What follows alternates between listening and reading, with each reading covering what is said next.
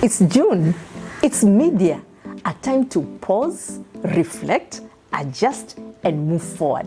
We are at the midpoint of the year, a very important milestone.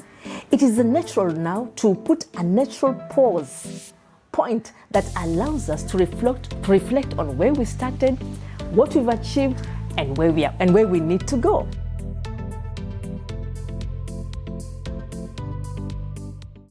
Many people begin the year with a lot of enthusiasm, myself included. We write down our goals, we create vision boards, we make resolutions and commit ourselves to personal and professional growth. But then as time goes on, as the months go on, unexpected challenges, changing circumstances, they can cause us to lose focus. A mid-year review is about assessing our journey, celebrating progress, identifying gaps, and making necessary adjustments to ensure that we finish the year stronger than when we started. Ask yourself, what goals did I set at the beginning of the year? What goals have I achieved so far? Which goals are still in progress? Which goals have I neglected? Self-assessment helps us to understand reality rather than just assumptions. Now you could say, I have a paid job. I get a salary at the end of every month. That's enough for me. As long as I have my salary, pay my bills, it's fine. But what about if that job came to an abrupt end? Have you been working on alternative sources of income? When you have gained anything professionally, you can use your current job maybe to improve your skills, to register for another course, to get some certifications, to open businesses here and there. What about your employer? Are you adding value? Is your employer, when he looks at you, does it look at you as a talent that you would like to retain in good times and in bad times? Now, some practical media questions that we can ask ourselves. I want us to look at 5 questions.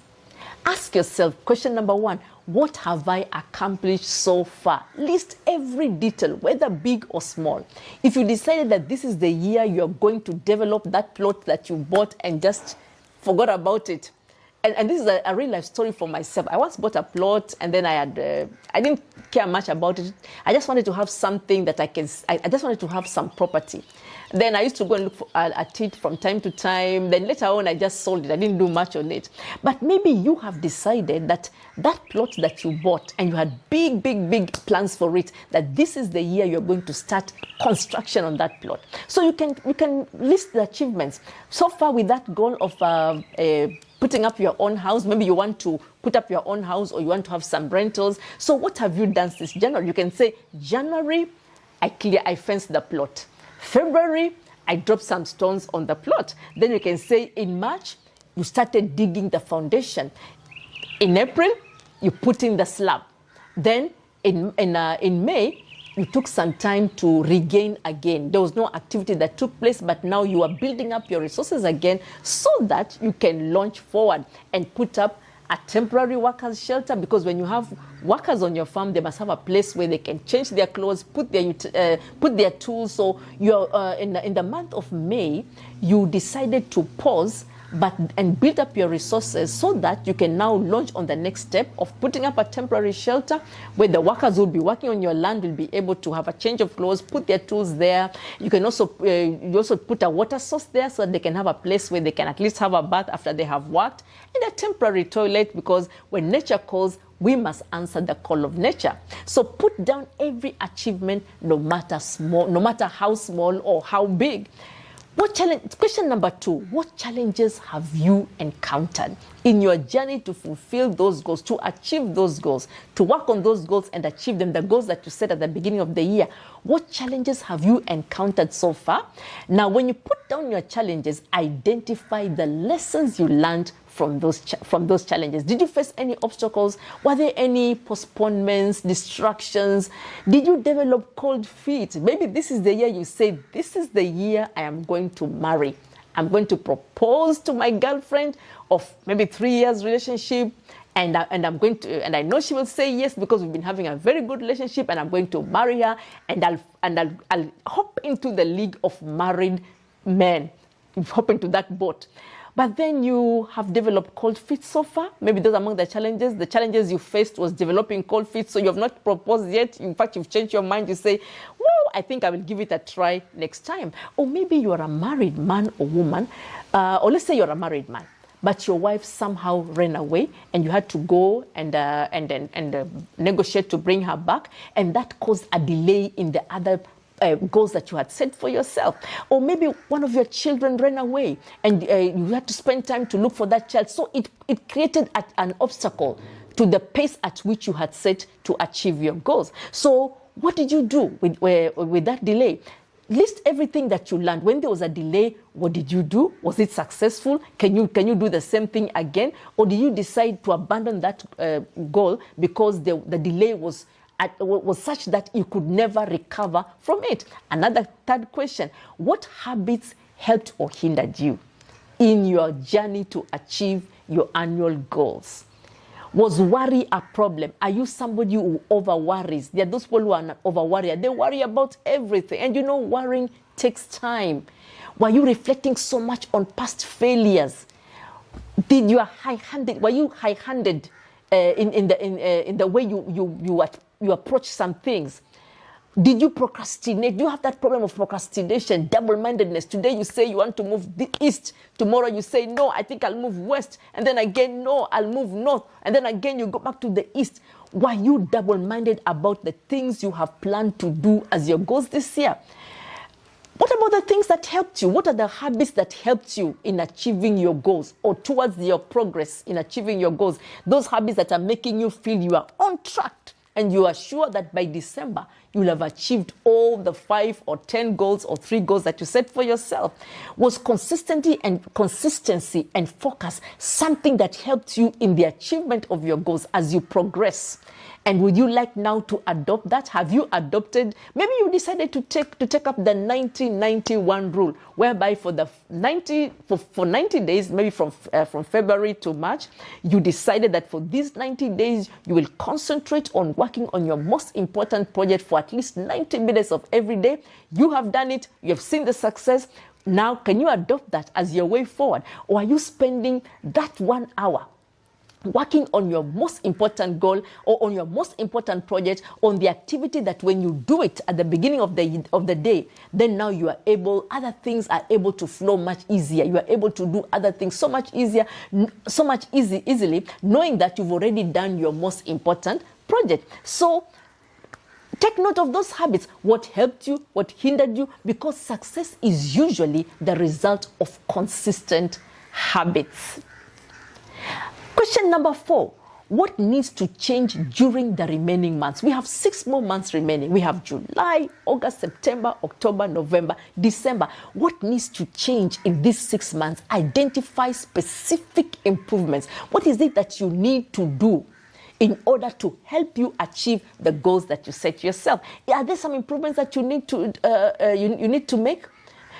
You could have decided, or maybe where you are living, let's take an example. Maybe where you are living in that neighborhood, there's a school, and you've noticed in the years that you've lived there that this school has a lot of issues. They don't have enough books. The students, though they are very, very hardworking, but they lack in revision books. So you decided at the beginning of this year that among the goals that you set for yourself is to buy some revision books for the students and take them to the school. And this is something I believe you'll have first consulted the principal or the person in charge of academics at the school, and they told you, yes, we need revision books, this number of books. Of course, you can't buy for the whole school, but if you can, go ahead and do it. So you said, I'll just buy a few books, see how it goes as a pilot project. If the students take advantage of these books and they get good results, then I will even involve my friends, and then we can be sending a big consignment of revision books to the school, and then we monitor their progress. So maybe this is the time where you need to buy those books. Meet with the principal, meet with the head of academics, and hand over the books to the school. Most probably they'll put them in the library. After a few weeks, visit the school, go to the library, look at the books that you bought for the school. Have there been any records of students borrowing those books? And if yes, you can ask, how are the students doing now that they've been looking at these revision books and studying together? What actions, question number 5, what actions will you take immediately on the goals that you're still working on the goals that you still that you still have not yet achieved. This is turning insights into action. Maybe at work, you will normally arrive 10 minutes after your boss has arrived. Your boss goes to work at 8 sharp, you arrive at work at 10 past 8 or at 15 past 8, and now you decide, now I want to be at work before my boss comes. So I'll be arriving at work at 5 minutes to 8. And your boss will be very happy when he comes into the office. No, he's used to you knowing that you're not at your desk.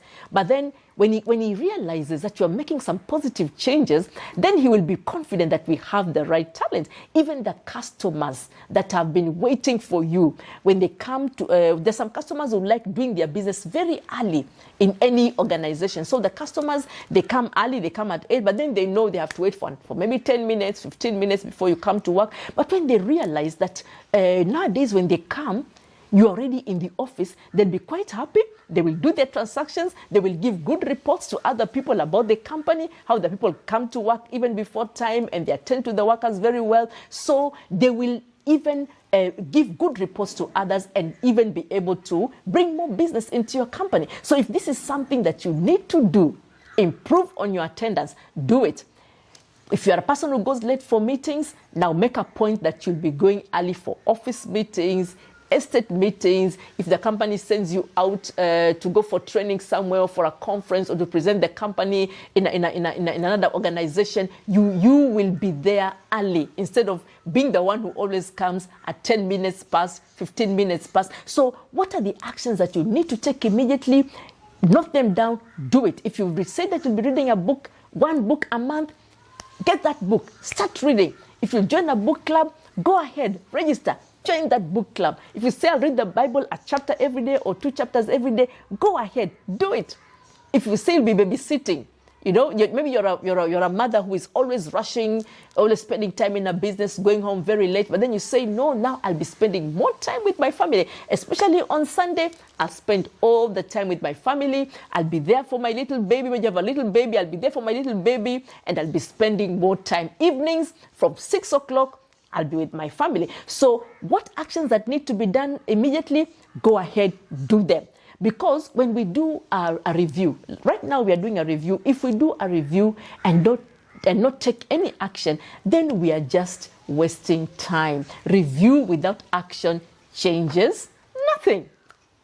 Now remember, the scoreboard at halftime does not determine the final result. I'll repeat that. The scoreboard at halftime does not determine the final result. If at halftime, which is now June, you have just scored, maybe you have scored 10 out of 50.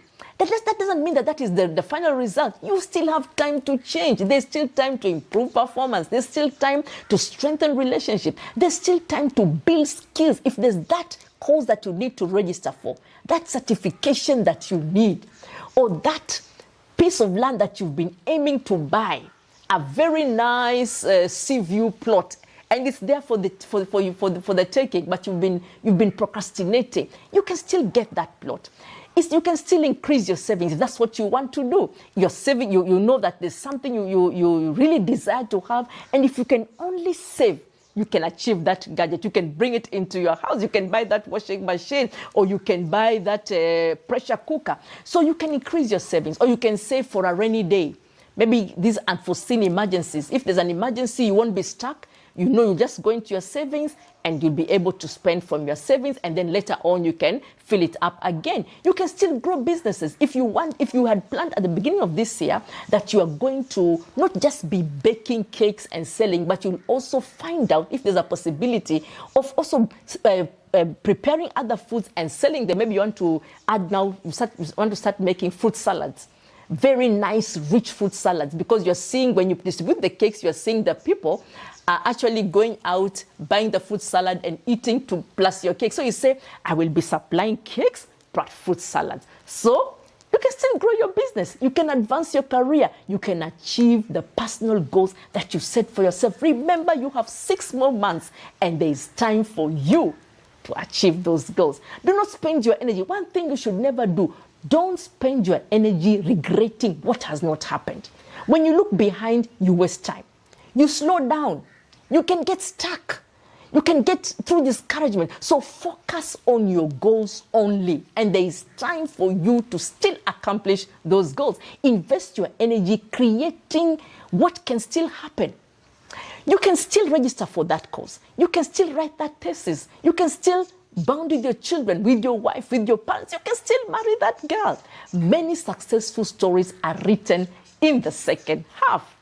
Now, as we conclude this discussion today, there are 3 important principles to remember. When you do a self-assessment, do it honestly.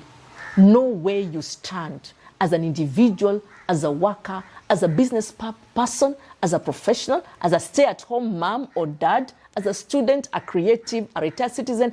Do it honestly. Another principle, evaluate wisely. Learn from the successes and from the challenges. If you have been successful so far, how do you maintain that success? You don't want to slow down. You don't want to over-assume. No. How do you maintain that success in the achievement of the goals that you set for yourself, the annual goals you set for yourself? If there have been challenges, what do you learn from those challenges? How did you overcome them? Are they avoidable? What if you meet the challenges again? Will you apply what you learned from the past, from how you dealt with those challenges, just to be able to deal with that challenge and move forward without any delay? Then now you can adjust strategically. Improve your approach when necessary. So assess honestly, evaluate wisely, and then adjust strategically. Now, as we close, the purpose of reviewing goals is to position ourselves for greater success. That is why we review our goals, so that we can reposition ourselves for greater success. There's still time to learn, improve, adapt, and achieve. I wish you all the best. May the second half of this year, the remaining months of this year, I wish you, my friends, that this second half of the year may be your most productive, impactful, and successful period yet. All the best, and thank you. My name is Susan Solomon. I'm a trainer, a motivational speaker. More details on what we do. We can come to the ground if you need us to come and train your company, train your people, give motivational talks. We are there at your service. Get in touch with us at the details that are shown on the screen. Thank you very much.